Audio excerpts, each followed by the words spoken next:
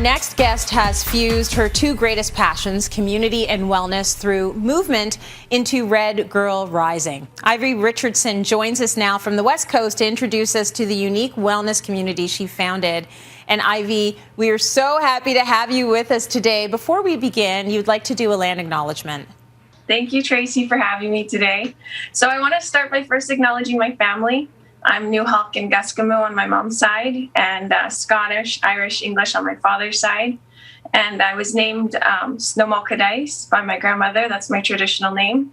So I want to start by acknowledging that I'm an uninvited guest on the traditional territories of Snanawas First Nations. I would love you to start by telling us about Red Girl Rising and how it all came about. Yeah, so I think there's probably a lot of little things that happened to bring me here, but the moment that really stood out for me was I approached my mom one day and I was quite angry, actually, and I asked her, why didn't you raise us in a cultural way? And she turned around and she said, don't ever tell me I didn't raise you in a cultural way. The way you carry yourself, the values, that's deep culture, and I raised you with that deep culture. And so for me, it really changed the narrative in my mind of what is culture and how to live every day like a ceremony, and not just living it when I'm in ceremony, but actually living it every day. And so movement became part of my everyday ceremony, and I use that kind of as a vessel to be able to carry myself with those deep cultural teachings. And so I wanted to be able to share that with community, and for me that started with just making movement accessible. And so I created these programs. I work with community organizations to create programs that are accessible for the community, and we do that. I work very intentionally with community because we should never have to do anything alone.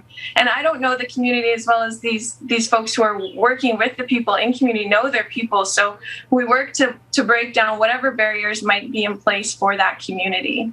So many lessons just in that answer. First of all, mother always knows best. Second of all, yes, you carry your culture in the way that you move through the world. It is with you always. And I love that you lean on the folks that understand the culture deeply and work along with them. It's beautiful. So the programs you facilitate as a way of giving back to your community. So tell us about them. I have a couple programs that are ongoing programs under Red Girl Rising. And so that's Matriarch Resistance. And this is a new program I'm really excited about. And it was founded in a direct response to the murdered and missing Indigenous women and girls crisis.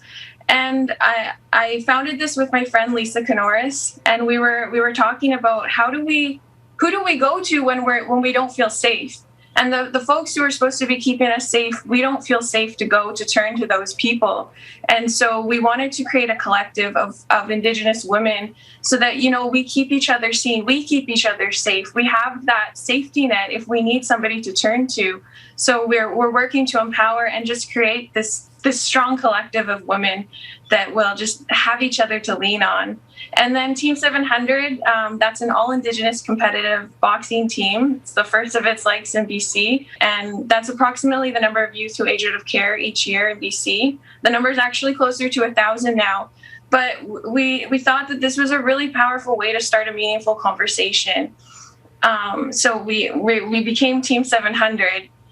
And so we really, something we talk about a lot with the team is that it's more than just boxing. Again, it's that deep culture, it's living it. We don't just prepare for battle when we're in the boxing gym. We live that lifestyle every day, and that's who we are. Yeah, no, I love to hear that. And so it goes way beyond the moves.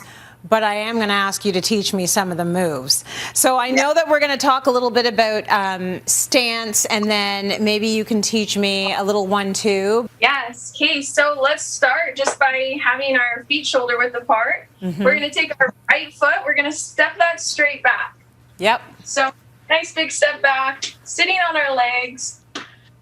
And then we'll turn the body, bring the hands up, right hand by the chin, left hand a little bit higher, maybe rolling the shoulders, tucking the chin in. This is our boxing tuck. So right now your weight's 50% on the front, 50% on the back. So let's learn a 1-2. So our jab is our 1. It's our non-dominant hand. So our left hand is our jab.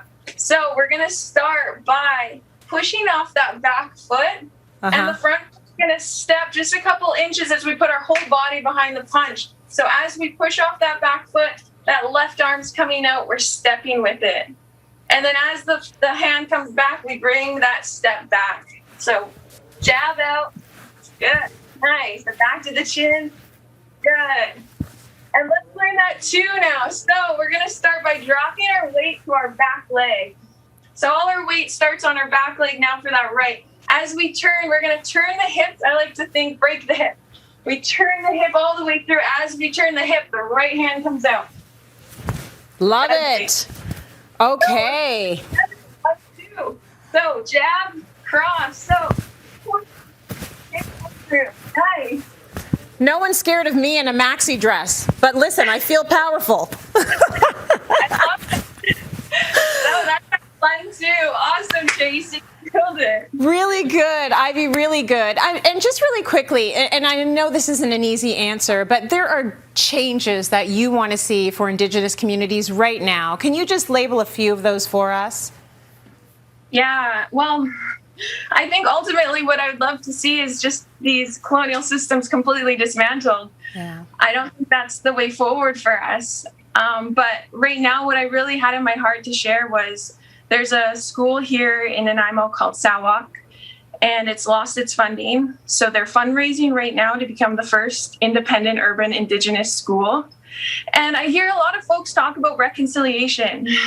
This school is reconciliation in action, and I've seen firsthand the impact that it's had. And for a lot of these youth, it's the only safe place for them to go. Mm-hmm. And it's made a difference in these youth's lives. And so it's really important, if we want to talk about reconciliation, we want to follow through with the truth and reconciliation, these 94 calls to action. This is how you act.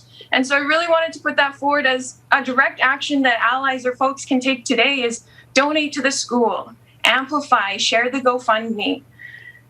And I think that's really what I wanted to leave with today is one really direct action that you can take that is reconciliation in action. And that is so appreciated. So for all of the viewers asking, what do I do? What do I do? I don't know what to do. Here is a solid action that you can actually do right now as soon as we finish this segment. Ivy, I want to thank you so much, not just for joining us today, but for what you do for your community. It's very inspiring for all of us. And we're going to put some details, more details on Red Girl Rising and how to contribute to the Sawak Learning Center on our website. So that is cityline.tv. Great little lesson there and incredible information.